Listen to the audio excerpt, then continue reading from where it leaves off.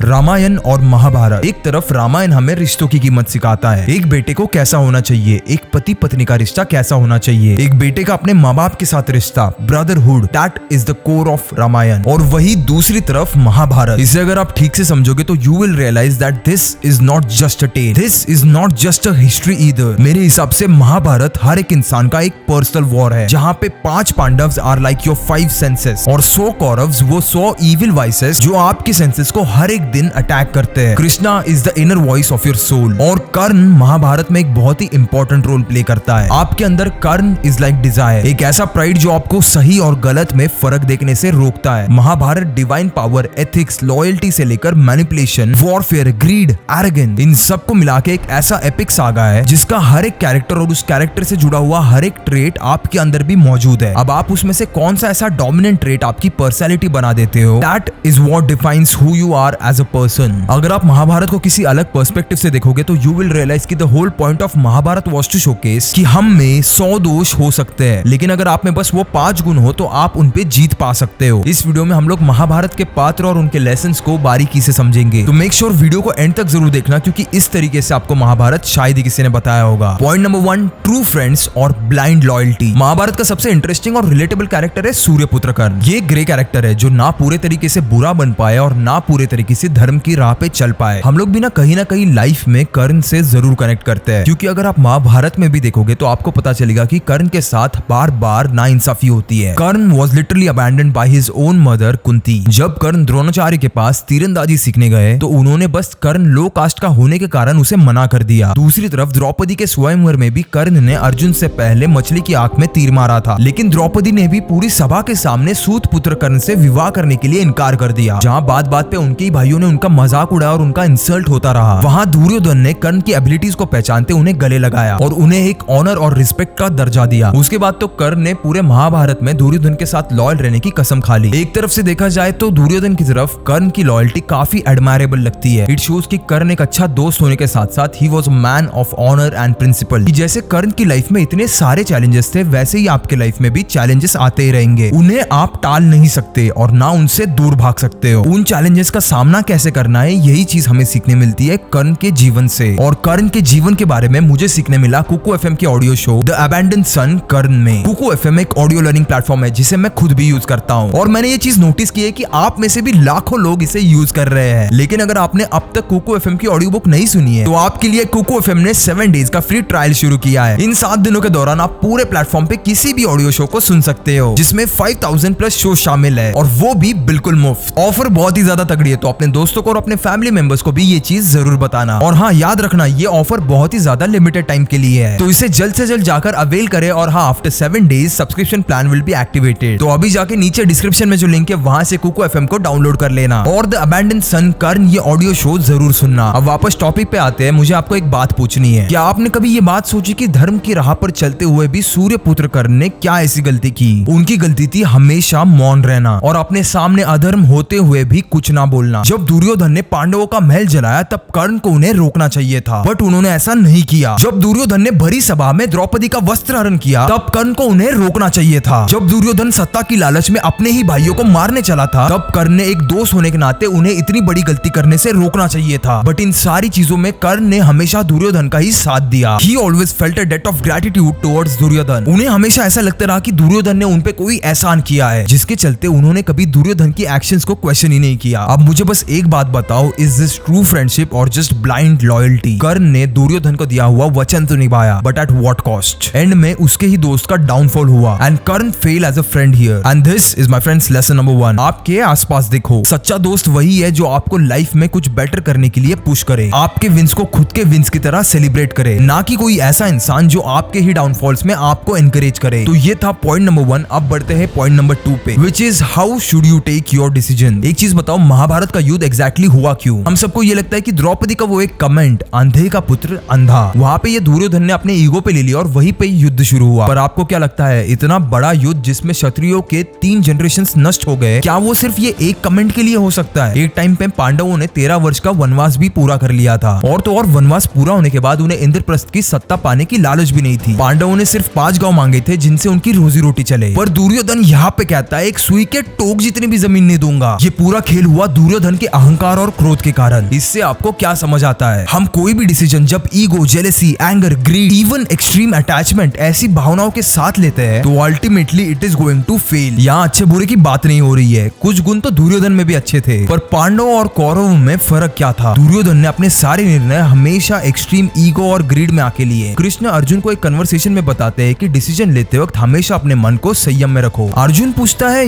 ये कैसे करे? चंचल ही मनः कृष्ण, यानी मन तो चंचल है, वायु यानी हवा पकड़ने जैसा मुश्किल कार्य है, कैसे उसे काबू में रखे? तो वहीं पे कृष्ण वहाँ पे जवाब देते हैं अभ्यासेन अभ्यास, वैराग्येन वैराग्य, यानी प्रैक्टिस प्रैक्टिस प्रैक्टिस। तो लाइफ में अगर आप कभी भी अपनी बुरी आदत छोड़ने के बारे में सोचो तो भगवान श्री कृष्ण की ये बात हमेशा याद रखना, 2 से 3 बार अपने मन को मना कर दो, चौथी बार तो आपका मन खुद ही मना कर देगा। And that was lesson number 2। अब बढ़ते हैं अगले लेसन की तरफ, which is you take care of them and he looks after you. अब इस पॉइंट को और अच्छे से समझने के लिए आपको एक कहानी सुनाता हूँ। एक दिन अर्जुन और कृष्ण को एक बुढ़ा आदमी भीख मांगते हुए मिला। उसकी वो कंडीशन अर्जुन से देखी नहीं जाती और वो उसे सोने की सिक्कों की एक पोटली थमा देता है। वो आदमी बड़ा खुश हो जाता है और अपने घर की तरफ निकल जाता है। घर जाते वक्त रास्ते में एक जंगल आता है और उस जंगल में कुछ चोर उस आदमी को पकड़ लेते हैं और उसकी सोने के सिक्कों से भरी हुई पोटली चुरा लेते हैं। वो आदमी अपनी किस्मत को दोष देकर वापस दूसरे दिन भीख मांगने लग जाता है। कुछ दिनों बाद अर्जुन और कृष्ण जब उस रास्ते से गुजर रहे होते हैं तो वो उसे वापस देखते हैं और उस दिन हुए उसके साथ इंसिडेंट को पूरी तरह सुनने के बाद अर्जुन वापस उस पे तरस खा के उसे एक हीरा दे देता है। वो आदमी फिर एक बार खुश होकर अपने घर की तरफ निकल जाता है और इस बार वो घर जाते वक्त वो रास्ता चुनता ही नहीं और घर पहुंचते ही दरवाजा खिड़की बंद करके उस हीरे को एक पतीले में छुपा देता है। दूसरे दिन जब वो सुबह उठता है तो उसके आंखों के सामने का दृश्य देख के वो पूरी तरह हैरान रह जाता है। उसकी वाइफ वो सेम पतीला नदी से पानी निकालने के लिए यूज कर रही होती है और अर्जुन का दिया हुआ वो हीरा पानी में ही बह जाता है। कुछ महीनों बाद एक बार फिर कृष्ण और अर्जुन उसे वापस मिलते हैं और इस बार कृष्ण अर्जुन से कहता है that this man is not destined to be blessed at all. I don't think कि मैं इसकी मदद कर सकता हूँ। कृष्ण फिर उसे 2 तांबे के सिक्के दे देता है। ये देख के अर्जुन थोड़ा हंस के कृष्ण से पूछता है अगर मेरे सोने के सिक्के और हीरा उसकी किस्मत नहीं बदल पाया तो ये आम से दिखने वाले सिक्के उसके लिए क्या ही करेंगे? कृष्ण अर्जुन से कुछ नहीं कहता और बस एक स्माइल करके निकल जाता है। जब वो आदमी घर जा रहा होता है तो वो एक मछुआरे के पकड़ी हुई मछली को देखता है और फिर सोचता है कि ये तो तांबे के सिक्के तो मेरे लिए कुछ नहीं कर पाएंगे, पर उस बेचारी मछली को उसकी जिंदगी वापस मिल सकती है। ये सोच के वो उस मछली को खरीद लेता है और उसे पानी में छोड़ने ही वाला होता है कि उसे मछली के मुंह में वही हीरा फंसा हुआ मिलता है। वो आदमी तेजी से भागते हुए अर्जुन के पास जाता है और उसे उस मछली के और हीरे के बारे में बताता है। अर्जुन यहाँ पे कम्प्लीटली शॉक हो जाता है और कृष्ण से पूछता है कि कैसे उस इंसान को वो 2 आम तांबे के सिक्कों ने बचा लिया लेकिन इतने कीमती सोने और हीरे उसकी कभी मदद नहीं कर पाए। तो कृष्ण कहता है जब उसके पास वो सोना और हीरा था वो सिर्फ और सिर्फ अपने ही बारे में सोच रहा था, लेकिन जब उसके पास वो 2 तांबे के सिक्के आए तब उसने अपने ऊपर किसी और जीव और उसकी जरूरतों को रखा। सो द ट्रुथ इज जब भी आप किसी को दर्द में देखते हो और उन्हें उस दर्द से निकालने की रत्ती भर कोशिश भी करते हो तो you are doing God's work and hence God himself takes care of you. ये एक बहुत ही ज्यादा सिंपल चीज है लेकिन ये आपका दुनिया को देखने का नजरिया पूरी तरह बदल सकती है। अब बढ़ते हैं अगले लेसन की तरफ, which is real enemy of strength is pride. तो भीम ना पांडवों में से सबसे ताकतवर और सबसे बलवान थे। Physical strength was his biggest asset, लेकिन उनकी सबसे बड़ी स्ट्रेंथ थी उनकी वीकनेस भी थी। कब उनकी ही ताकत उनका प्राइड और उनका ईगो बन गई उन्हें पता भी नहीं चला। एक दिन जंगल में उनके सामने एक वानर आता है। वानर ना दिखने में तो बड़ा कमजोर सा था, छोटी सी कद काठी पतला सा शरीर, वो एक जगह से उड़ भी नहीं पा रहा था। अब भीम का शरीर तो इतना बड़ा और उस वानर की पूंछ रास्ते में आ रही थी, तो उसने उस वानर को अपनी पूंछ उठाने के लिए कहा। उसने कहा हट जा मूर्ख वानर, तुझे पता है तू किसके रास्ते में खड़ा है? वानर भीम की तरफ मुड़ता है और उसकी कद काठी देख के उसे कहता है मैं तो काफी कमजोर हूँ भाई, ये पूंछ मुझसे उठाई नहीं जाती, आप ही इसे उठा दो। भीम को ना इस बात पे बड़ा गुस्सा आया, उन्हें लगा बस अभी जिंदगी में यही काम बाकी रह गया था, अब इस वानर की पूंछ भी मुझे ही उठानी पड़ेगी। भीम को ना इस बात पे बड़ा गुस्सा आया और उन्होंने अपने पैरों से ही उसकी पूंछ उठाने की कोशिश करी, पर पूंछ जगह से हिली नहीं। ये देखकर भीम भी सोच में पड़ गए। फिर उन्होंने अपनी गदा बाजू में रख दी और फिर एक बार अपनी पूरे शरीर का जोर लगा के वो पूंछ हिलाने की कोशिश की। सोचो ये सीन देखने में कैसा लग रहा होगा,